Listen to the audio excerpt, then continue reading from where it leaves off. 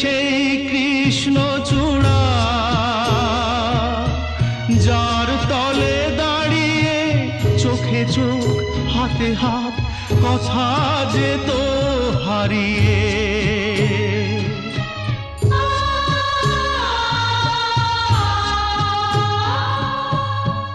আজ এখানে আমার আশার সমাধি, ব্যথা জানাবার ভাষা নেই,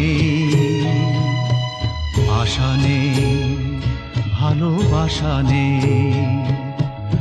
আশা ছিল, ভালোবাসা ছিল,